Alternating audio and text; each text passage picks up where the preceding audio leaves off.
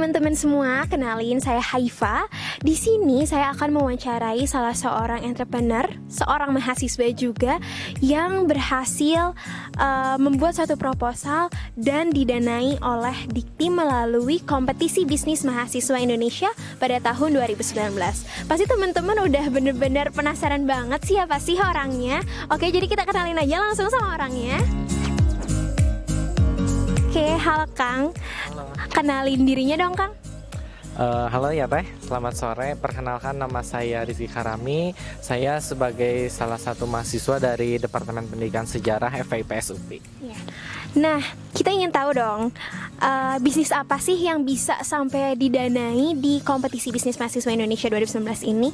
Bisnis yang saya geluti, bisnisnya yaitu Magot sebagai salah satu pakan ternak alternatif pengganti pelet bagi hewan ternak unggas dan ikan dengan teknik biokonversi. Wow, itu ternyata. Nah, selama Akang membuat bisnis ini, selama bisnis ini berjalan, siapa sih orang-orang yang ngebantu Akang? Tim Akang tuh siapa aja dan gimana sih pembagian tugasnya? Ya, untuk timnya sendiri betul, karena saya tidak sendiri ya, karena bukan Superman, kita super tim. Di dalamnya pun Superwoman semua gitu, karena perempuan semua, saya yang paling ganteng sendiri. Ada 4 orang anggota saya, yaitu Wardatul, ada Neng Nurul Hidayati, ada Ila Samsiah, dan ada Yuli Yulianti gitu. Oke, jadi 1 orang lelaki dan 4 orang perempuan. Bener yang paling ganteng sih Akangnya. Oke, nah tadi kan kita udah kenalan nih sama Kang Karami dan timnya. Sekarang Kang ingin tahu dong apa yang melatar belakangi Akang dan kelompok itu bisa menginisiasi ide bisnis ini seperti apa? Tolong ceritain. Kalau diceritakan secara sejarah sih panjang ya Teh. Tapi yang jelas latar belakang yang benar-benar mendasar yang kami lakukan yaitu berdasarkan research atau pengalaman yang sudah dilakukan, yaitu dengan banyaknya sampah yang ada di kota Bandung gitu, karena sampah kan pasti diproduksi tiap hari ya Teh. Terus juga sampah di kota Bandung ini tidak memiliki TPA atau tempat pembuangan akhir semenjak TPA Lewi Gajah longsor pada tahun 2005. Nah, dari situlah kami sebagai mahasiswa, sebagai agent of change untuk mencari alternatif dalam mengurangi lah ya, ikut membantu, ikut andil juga dalam penanganan masalah sampah. Selain itu juga saya kebetulan sebagai salah seorang jurnalis di luar kampus ikut terlibat dalam program Citarum Harum, di mana saya mengetahui atau jumpa terlebih dahulu dengan Magot itu di sana gitu, dan tidak menutup kemungkinan gitu akhirnya saya mengkolaborasikan antara Magot dan permasalahan sampah yang ada di kota Bandung menjadi salah satu produk unggulan gitu untuk KBMI. Wow, ternyata itu teman-teman latar belakangnya. Dan dari apa yang Kang Karami sampaikan, kita tahu kalau misalkan ternyata keterlibatan Kang Karami dalam suatu komunitas jurnalis itu memberikan impact yang cukup besar dalam menginisiasi bisnis ini. Selain itu juga bisnis yang dijalani sama Kang Karami ini berdasarkan pengalaman pribadi Kang Karami. Nah, pengalaman ini bisa dijadiin tips dan trik juga ya buat teman-teman kalau misalkan mau menginisiasi suatu produk atau misalkan memberikan proposal untuk berkompetisi di KBMI juga bisa pakai cara ini. Jadi itu ya caranya Kang.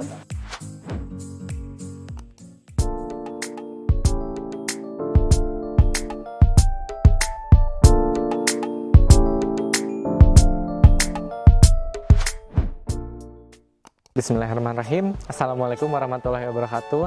Selamat siang semuanya. Perkenalkan, nama saya Rizky Karami, salah satu mahasiswa dari Pendidikan Sejarah FPIPS UPI. Sebelumnya, alhamdulillah saya telah menjadi salah satu finalis yang lolos dari program KBMI, yaitu kegiatan bisnis mahasiswa Indonesia yang didanai oleh Dikti. Nama program yang saya ajukan yaitu Magot sebagai salah satu pakan ternak alternatif untuk pengganti pelet bagi hewan ternak unggas dan juga ikan dengan teknik biokonversi.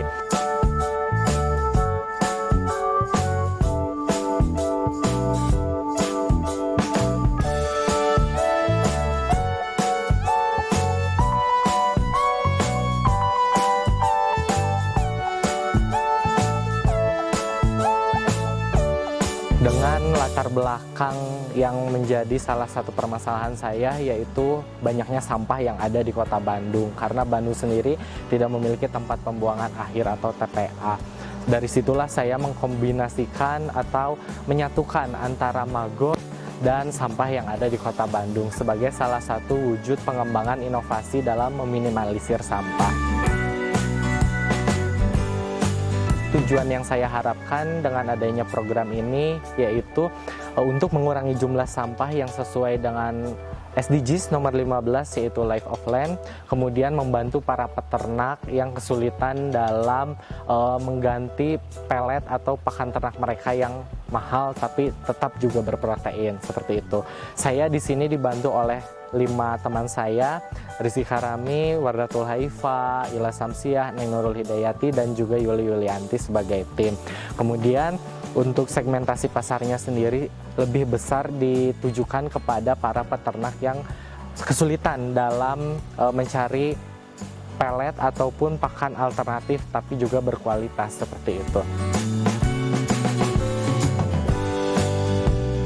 Saya melakukan research ini telah lama dibantu oleh tim dan bertempat di Gede Bage, khususnya di wilayah Rancabayawak, Kampung Blekok, seperti itu.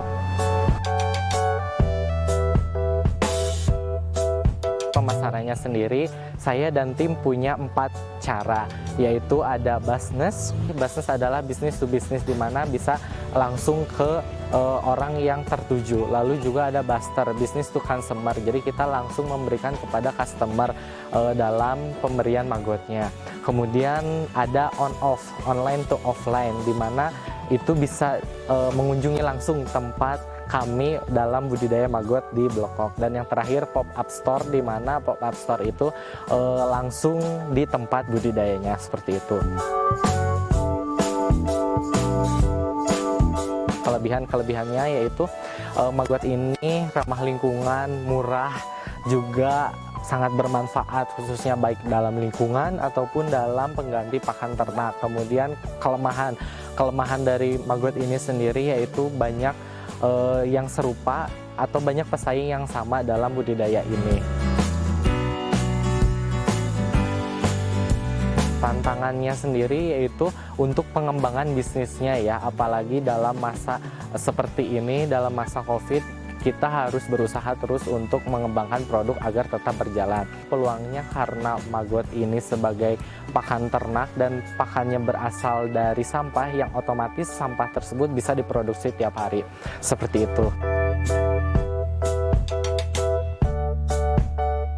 Jangan lupa untuk tetap menjadi salah satu edupreneur atau wirausaha yang sukses, dan semoga bisa lolos didanai oleh Dikti. Assalamualaikum warahmatullahi wabarakatuh.